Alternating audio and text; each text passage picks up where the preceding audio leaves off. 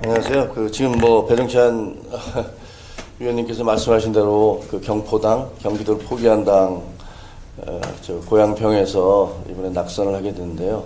앞에 계신 분들이 그동안 거시적인 담론을 주로 말씀을 해 주셨다면, 저는 이제 현장에서 느꼈던 현장의 경험을 토대로 해서 좀 말씀을 드리려고 합니다. 톨스토이의 유명한 소설 안나 까레리나의 첫 문장은 유명한 문장이죠. 다음과 같이 시작합니다. 모든 행복한 집안의 모습은 다 비슷하지만 모든 불행한 집안의 모습은 제각각의 이유로 불행하다. 이런 얘기가 있죠. 선거도 그런 것 같아요. 선거가 지고 나면 모두가 그 이유를 들려면 수백 가지도 더 될 겁니다. 이것도 문제였고 저것도 문제였고 모두가 그렇게 얘기를 할 수가 있죠. 그리고 또 이 퇴각이 질서 정연하게 이루어져야 되는데, 선거에서 졌다고 서로 상대방에 대해서 막 손가락질하기 시작하면 당은 거의 붕괴하게 될 겁니다. 근데 그런 모든 것들을 다 감안을 한다 하더라도 저희가 이번에 경험했던 이 역사적인 대패배에 대해서는 뭔가 원인이 무엇이었는지에 대해서 이거를 얘기하지 않고 넘어갈 수는 없습니다. 얘기를 하고 넘어가야 우리 당도 한 걸음 더 나아갈 수 있다라고 생각을 합니다. 이번 선거를 치르면서 제가 느꼈던 거는, 이게 조직이 결코 바람을 이기지 못한다라는 그 속담을 설마 이렇게 생각을 했었는데, 현장에서 뛰어보니까 정말 그렇구나라는 것들을 많이 느끼게 됐어요. 예를 들면 김모 후보 같은 경우는 엄청난 막말을 해서 민주당에 막말을 했음에도 불구하고 당선이 됐고, 또 자기 딸의 무슨 대출과 관련해서 정말 기가 막힌 대출을 받아냈던 그 후보도 당선이 됐습니다. 그리고 심지어는 계속된 공천 잡음 때문에 선거 며칠 앞두고 정말 거기에 낙하산으로 내려와서 자기 주소로 옮기지도 못해서 자기한테 투표하지도 못했던 그런 후보도 당선이 됐습니다. 근데 우리 후보들 같은 경우는 대선 주자급이었던 후보, 예를 들면 안철수 후보라든가 나경원 후보였다든가 정말 천신만고 끝에 간신히 이겼거든요. 이런 것들을 봐도 이게 무슨 개인의 인물이라든가 그동안에 그 동네에서 조직을 제대로 못했다든가, 나경원 후보 같은 경우는 당무감사에서 1등한 사람이에요. 조정훈 의원도 저기 계시지만 방송 스타였잖아요. 근데 500여 표 차이로 이겼습니다. 그런 걸 보면 이번 선거가 이게 무슨 개인이나 무슨 인물, 조직 그런 게 아니라 결국은 바람, 심판론 이런 것들이 휩쓴 선거였다라는 것들을 쉽게 알 수 있을 거라고 생각을 합니다. 그리고 또 하나 제가 느낀 거는 이게 사람들의 마음을 좌우하는 거는 무슨 컨텐츠가 아니라 스타일과 태도구나, 이런 것들을 많이 느꼈어요. 아마 우리 대통령에 대한 얘기인데, 대통령의 어떤 큰 정책에 있어서 문제가 있다? 그런 것보다는 나는 대통령의 스타일이 싫다. 대통령의 태도가 싫다. 대통령 부부의 어떤 그런 모습이 싫다. 이런 부분들이 굉장히 많더라고요. 이런 것들도 우리가 정말 염두에 뒀어야 이번 선거를 통해서 저는 뼈저리게 느꼈습니다. 일각에서는 108석 대 175석 아니냐, 5.4%밖에 차이 안 난다. 근데 소선거구제이기 때문에 이렇게 차이가 많이 난 것이다. 이렇게 위안을 삼습니다. 완전히 틀린 얘기입니다. 왜냐하면 서울에서 저희는 52.23%를 민주당이 얻었고, 저희는 46.29%를 얻어서 약 6%포인트 차이가 났고요. 인천은 53.53 대 44.88로 약 9%포인트 차이가 났습니다. 그리고 경포당 얘기하지만 경기도는요, 54.66 대 42.82로 12%포인트 차이가 났습니다. 이게 영남 지역의 인구가 많기 때문에 전체 표수를 보면 5.4%포인트 정도를 우리가 증거로 보지만 실제로 수도권에서 전멸한 거예요. 아까 이 추세대로 하자면 여기서 2년 뒤에 있을 지방선거나 그 다음에 대통령 선거나 또 그 다음에 있을 총선에서 저희가 비전이 있겠습니까? 무슨 5.4%포인트 차이인데 소선거구 때문에 우리가 이렇게 된 거다. 그건 완전히 잘못된 분석이라고 저는 생각을 합니다.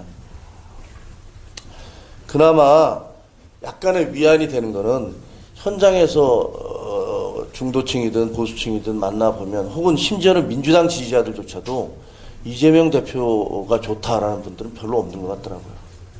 아주 극소수를 제외하고는 이재명 대표가 좋다? 혹은 조국 대표가 문제가 없다? 그렇게 생각하는 사람들 별로 없어요. 근데 그 사람들보다 당신들이 더 싫다. 그러더라고요. 대통령이 더 싫다. 국민의힘이 더 싫다. 이런 얘기를 하더라고요. 상식적으로 이게 합리적이고 이성적인 분석인가? 아니라고 생각합니다. 하지만 실제로 사람들이 그렇게 반응을 했고 그렇게 투표를 했습니다. 이런 부분들에 대해서 저희가 뼈저리게 고민하지 않으면 뭐 앞으로도 이 선거에서 상당히 어려운 것이 될 것이다. 하지만 아까 이제 바람이라는 말씀을 드렸지만 만약에 이번 선거에서 바람 때문에 뭐 민주당이 우리보다 공천을 좋은 사람들을 해서 혹은 전략을 제대로 세워서 고양시 같은 경우는요 모든 구호가 정권 심판하자였어요. 아무런 공약 없었어요. 그래서 다 됐거든요. 공약을 뭐 지역별로 저는 지역마다 그 지역에서 필요한 공약 다 걸었거든요. 아무 의미가 없더라고요. 그래서 그런 부분들에 대해서 저희가 정말 좀 고민을 해봐야 될 것 같아요. 제가 지금부터 말씀드릴 거는 이제 현장에서 제가 느낀 분위기입니다. 느낀 선거를 치르면서 명함을 돌리면서 상가들을 돌면서 그 느낀 현장의 분위기인데 좀 불편할 수 있어요. 그리고 여기에 대해서는 저도 책임이 있습니다. 어쨌든 저도 큰 책임이 있죠. 어쨌든 저도 조직 부총장으로서 당의 지도부 내에 속해 있었기 때문에 이건 제 스스로에 대한 반성이기도 한데요. 첫 번째가 추락하는 경제와 나몰라라 정치이더라고요.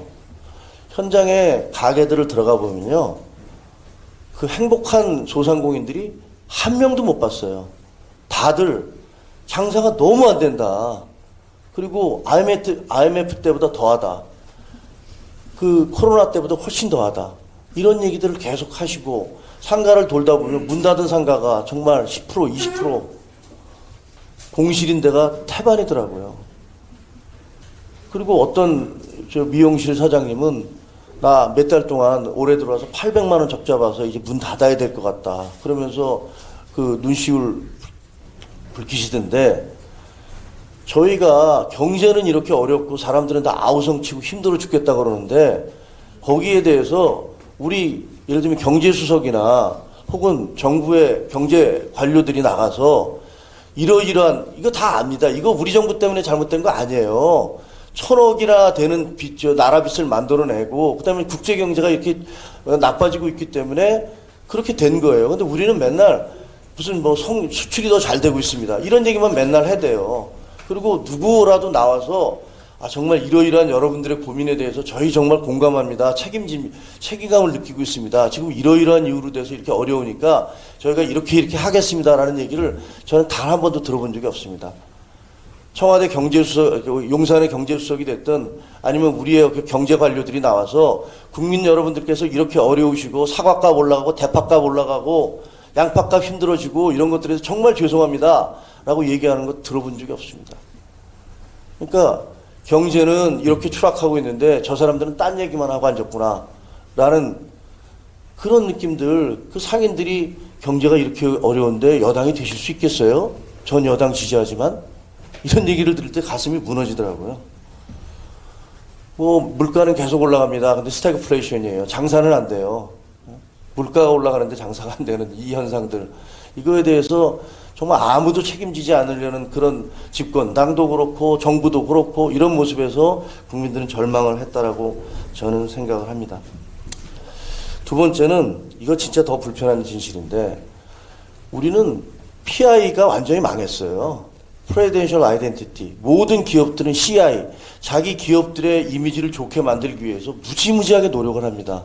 왜? 저 기업은 사회적 책임을 다하고 있어. 저 기업은 도네이션도 많이 하고 저 기업은 뭐 이런 좋은 일도 해. 그러면 사람들이 가서 물건도 사고 그 기업들이 좋아지잖아요. 대통령은 국가의 최고 지도자이기 때문에 PI를 정말 열심히 해야 됩니다. 대통령의 이미지를 개선하기 위한 노력을 많이 해야 돼요. 근데 지난 2년간 우리는 속된 말로 망했습니다. 하나도 없어요. 대통령 부부에 대한 이미지, 그거 선거 치르면서 다 보셨잖아요. 상당 부분은 사실이 아닌 부분도 많아요. 그런데 그런 이미지가 완전히 고착돼 버렸습니다. 이재명, 조국이 잘못한 거 알지만 그 사람들보다 대통령이 더 싫어. 이런 얘기하는 사람들을 길거리에서 흔히 만날 수 있었어요. 아니, 대통령이 어떻게 그 파의 가격을 다 알 수 있겠습니까? 그리고 그 대파 전후를 따져보면, 이렇게 행사를 하는데 여기서 행사하는 거고, 이거 정도면 합리적이겠네요. 라고 얘기한 거지만, 거두절미하고, 대파 가격이 얼만데 이 사람은 대통령은 이렇게 얘기하고 있다. 라는 식의 공세가 계속 펼쳐지고 있는데, 아무런 방어를 못했어요. 그리고 언론에서, 저는 언론 출신이기 때문에, 왜 그렇게 뻑하면 대통령이 경로한다는 그런 표현이 나옵니까?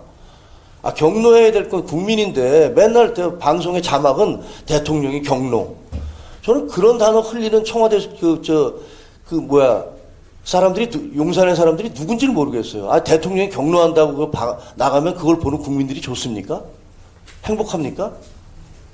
경로해야 될 게 대통령입니까? 국민입니까? 이게 대통령의 이미지가 이렇게 된 거는 최근에는 이종섭 대사, 김건희 여사의 파우치, 황상무 수석의 막말, 대파소동 의대 정원 문제, 제가 현장에서 보니까 그게 아니에요. 2년 내내 누적된 결과예요. 그게 지금 이번 사건들과 결합되면서 터진 거지. 그러니까 2년 내내 대통령 PI에 대해서 아무것도 안 한 거예요. 그래서 사실이 아닌 부분들, 그 중에 사실도 있겠죠. 그런 부분들이 너무나 광범하고 깊숙이 국민들에게 침투해 있고, 저는 이거 개선하지 않으면요, 대통령 우리 얼굴인데 그 이미지가 그렇게 추락돼 있어서 그걸 어떻게 해야 될지, 이 부분 개선하지 않으면 앞으로 선거도 정말 힘들다고 봐요. 그리고 그런 분위기가 많더라고요.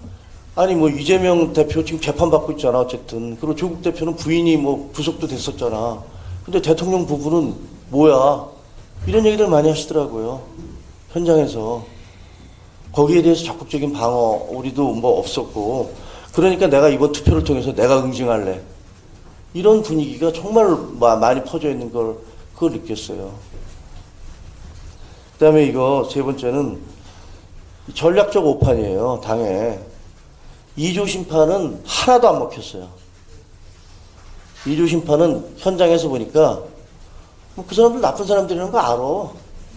근데 당신들은 심판 안 받았잖아. 이런 분위기가 널리 팽배해 있어서 이재명 조국 심판하자 정말 공허하더라고요. 정말 공허하게 들렸고 그게 먹히지가 않았어요, 전혀. 그리고 경기도 같은 경우는 서울 편입론을 내세웠어요. 그래서 서울 편입이 한때 그게 굉장한 인기를 끌었어요.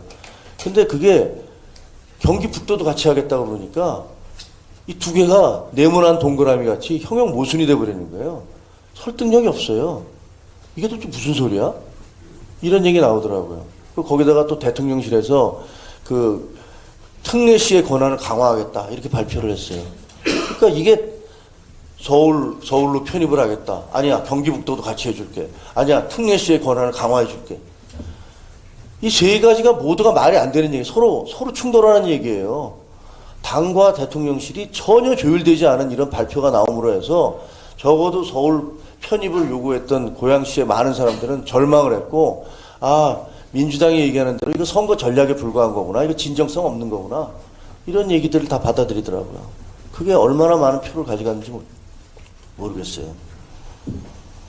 그리고 예를 들면 고양시 같은 경우는 재건축 문제 대통령도 오시고 국토부 장관도 와서 해주겠다고 말씀을 하셨는데 그것도 나중에 보니까 40% 이상이 세입자예요. 그런 분들은 그걸 별로 원치도 않아. 나 또 어디 이사 가라는 얘기야? 이러더라고요. 그러니까 조금 더 정교한 그런 분석이 필요했던 것 같아요. 공약을 낸다 하더라도 모두에게 가장 절박한 건 교통과 서울로 출퇴근하는 그런 교통 문제, 그리고 자급자족이 안 됨으로 해서 일자리가 없는 문제, 이런 부분들인데 우리가 그 경기도에다 내놨던 그 공약들은 조금 공허했다, 너무 추상적이었다, 이런 느낌들이 많이 듭니다. 물론 알겠습니다. 마지막으로는 당이 그럼 어떻게 해야 되느냐, 그런 부분들에 대해서 대단히 죄송하지만 이 영남 자민련에서 탈피하지 못하면 저희 당의 미래가 없을 것 같습니다.